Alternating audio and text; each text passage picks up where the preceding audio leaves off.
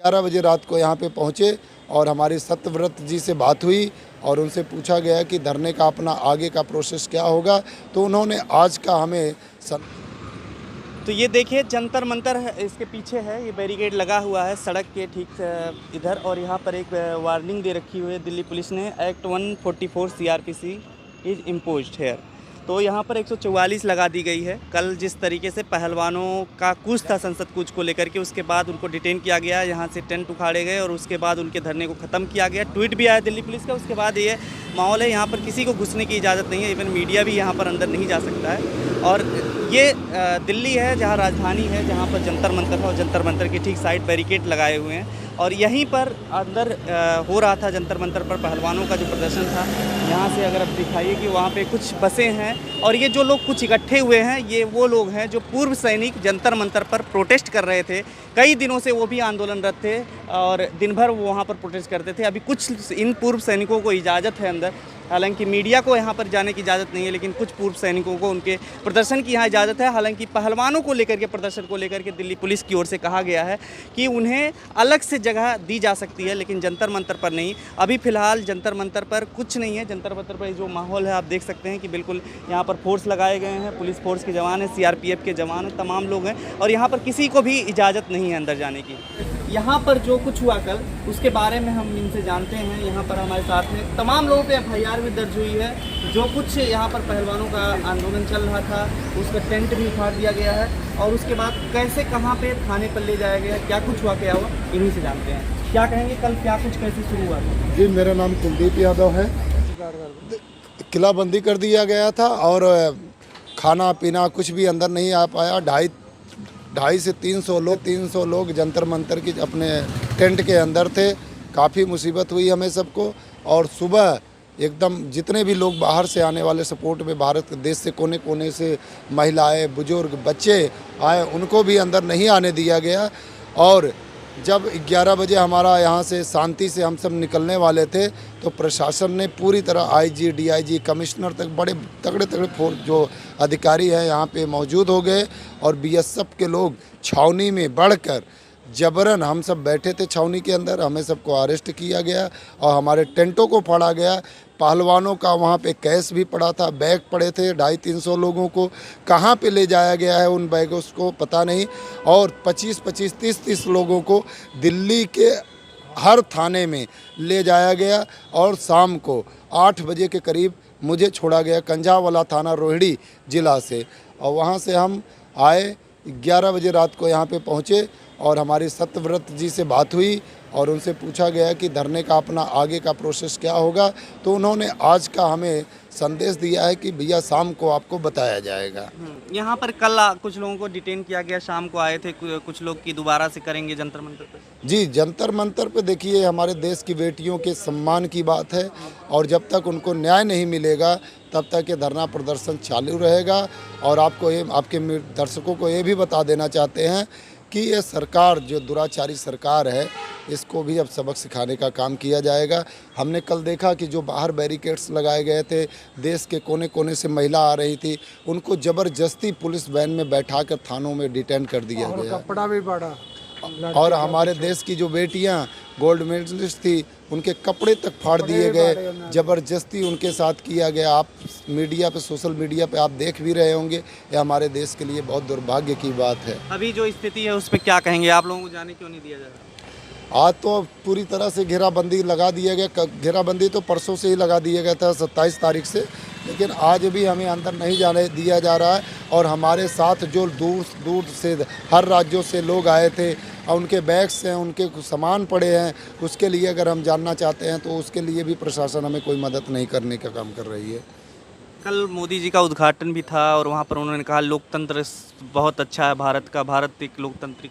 मोदी जी ये तो बोलते रहते हैं कि बेटी पढ़ाओ बेटी बचाओ। आप ये दुनिया ये हिंदुस्तान की जनता कल देख ली और नए संसद का उद्घाटन किया। और नए संसद के उद्घाटन के दिन हमारे देश की बेटियों के साथ किस तरह से न्याय किया गया है, ये पूरे हिंदुस्तान की जनता देख ली है। इस पर मैं कुछ कहना नहीं चाहता हूँ।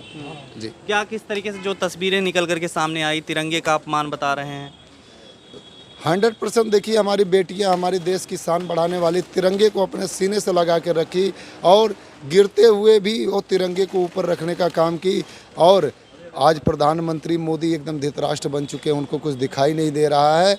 और ये हमारे देश का दुर्भाग्य है कि जिस नए संसद के उद्घाटन वाले दिन देश की गोल्ड मेडलिस्ट बेटियों का इस प्रकार से शोषण किया गया पुलिस द्वारा, ये बहुत दुर्भाग्य की बात है। इससे बहुत कष्ट हो रहा है। और महिला पुलिस को ये अगर करना ही था तो महिला पुलिस उनको करती, अरेस्ट करती। वहाँ पे हमने देखा कि जेंट्स पुलिस उनके जिस्मों को छेड़ने का काम किए। और यहाँ तक हमें साक्षी मलिक का एक वीडियो वायरल पे हमको मिला कि उनको जब बंद किया गया था उनका प्राइवेट फ़ोटो भी लिया जा रहा था। ये तो बताइए, ये हमारे देश की बीजेपी गवर्नमेंट, दुराचारी सरकार, ये ऐसे न्यायाधीश जिसको अंदर करना चाहिए बृजभूषण शरद सिंह को, उसको तो अंदर कर नहीं रही है।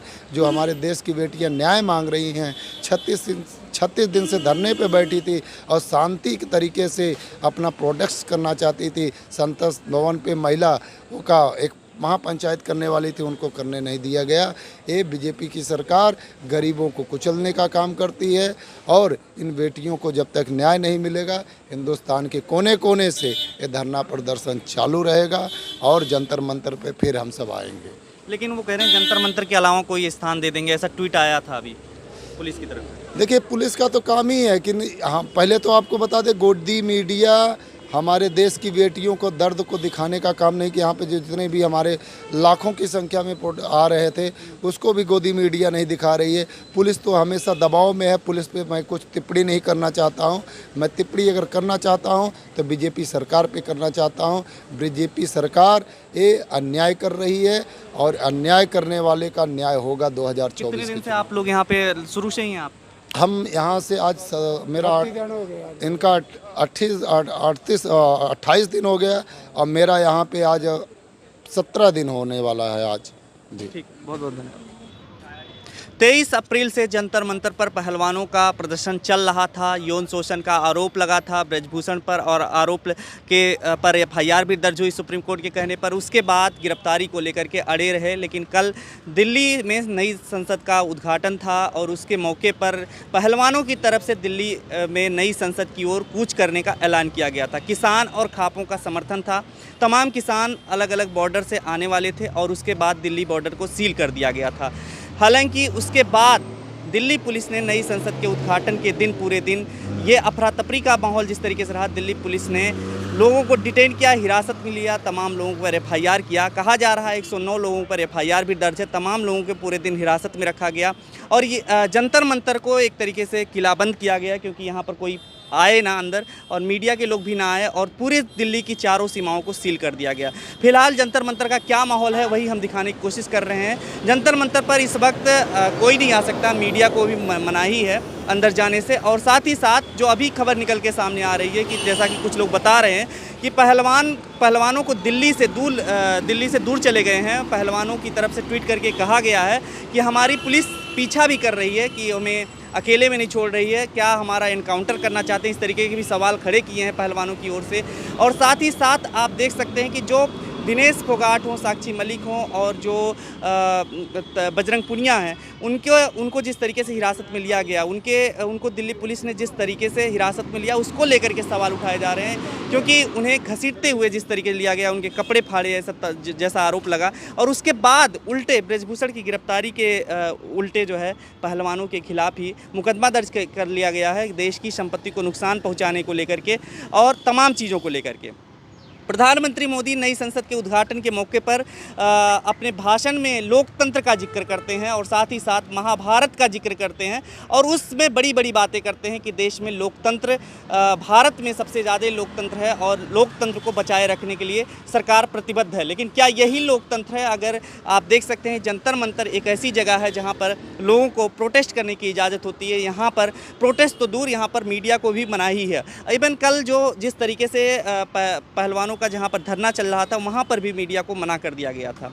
फिलहाल जो अभी आप लोग देख रहे हैं कि कल भी आपने देखा कि बॉर्डर पर अलग अलग किसान डटे रहे और उसके बाद उनकी हिरासत लिया गया। राकेश टिकैत गाजीपुर बॉर्डर पर डटे रहे, वो भी आपने देखा किस तरीके से वहाँ पर उन्होंने गिरफ्तारी के लिए कहा कि गिरफ्तारी हमारी ले लो, लेकिन उसके बाद भी यूपी पुलिस या दिल्ली पुलिस, कोई भी पुलिस इसके लिए तैयार नहीं हुई और बाद में उनको पहलवानों के छोड़ देने पर वो लोग भी चले गए।